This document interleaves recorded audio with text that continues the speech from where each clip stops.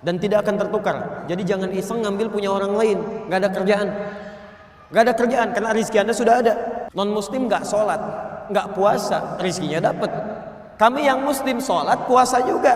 Masa rizkinya sama dengan cara mendapatkannya?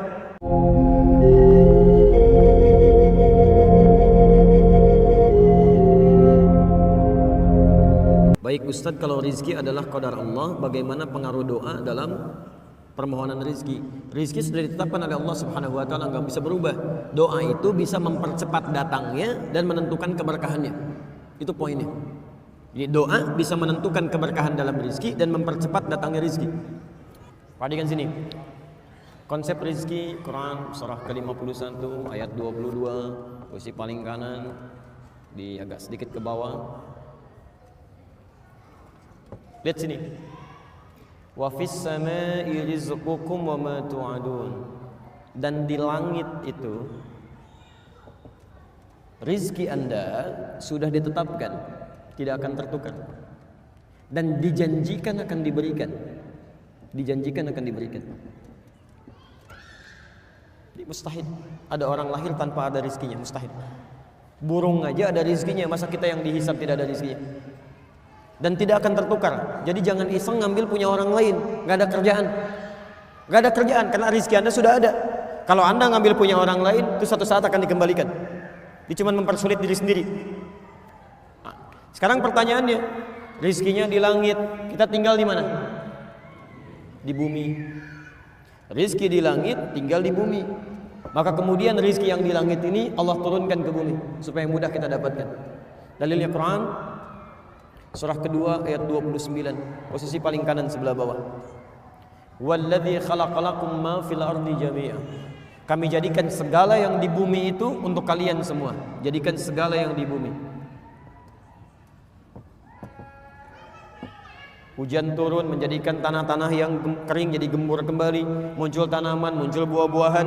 Di bawahnya kemudian ada macam-macam, ada emas, ada tembaga, ada nikel, ada macam-macam segala turunan ke bawahnya. Anda ambil itu, Anda olah, hasilnya jadi masjid, jadi bangunan, jadi rumah, jadi macam-macam. Baik. Fokus. Rizkinya ada di mana tadi? Di langit. Sekarang kita ada di mana? Bukan, kita di Lamongan, di Masjid Namira. Antum ada di Lamongan. Lamongan bagian dari bumi bukan? Baik, bagian dari bumi. Antum tinggal di Lamongan, cuman rizkinya turunnya di bumi. Bumi itu belum tentu di Lamongan, mungkin turun di Ampel. Antumnya di Lamongan, rizkinya turun di Ampel. Apa yang harus dilakukan? Dicari, datang ke sini. Maka turun Quran surah kedua ayat 168. Ada ikhtiar. Dia tidak cukup dengan memohon kepada Allah, ya Allah, ya Allah, masjid tinggal kubahnya, ya Allah, Allahu Akbar, turun dari atas, brek, kubah gitu kan. Masya Allah, tukang cornya kemudian bangkrut, tukang kubahnya bangkrut, nggak ada kreativitas di situ. Maka ya ayyuhan nasu kulu mimma fil ardi halalan thayyiban. Hei manusia, silahkan bergerak, beraktivitas untuk mendapatkan sebagian dari kebutuhan hidup Anda, terkhusus untuk kebutuhan makan. Sekarang lihat. Ini ya ayyuhan nas untuk manusia. Kita bertanya, ya Allah, non muslim nggak sholat, nggak puasa, rizkinya dapat. Kami yang muslim sholat, puasa juga. Masa rizkinya sama dengan cara mendapatkannya? Apakah ada kekhususan untuk kami? Maka bagi orang-orang yang beriman diberikan jalan cepat untuk mendapatkan rezeki. Di Quran surah kedua ayat 172. Posisi paling kiri di agak sebelah atas. Ya ayyuhalladzina amanu kulu min thayyibati ma razaqnakum. Hai orang-orang yang telah menyatakan dirinya beriman kepada Allah. Kulu min thayyibat. Perhatikan kalimatnya. Ma razaqnakum. Syarat pertama, cari rizki dengan iman. Orang yang mencari rizkinya dengan iman, maka dia otomatis imannya akan membimbing kepada yang halal. Mustahil menemukan yang haram. Makanya di ayat ini kalimat halalnya dibuang.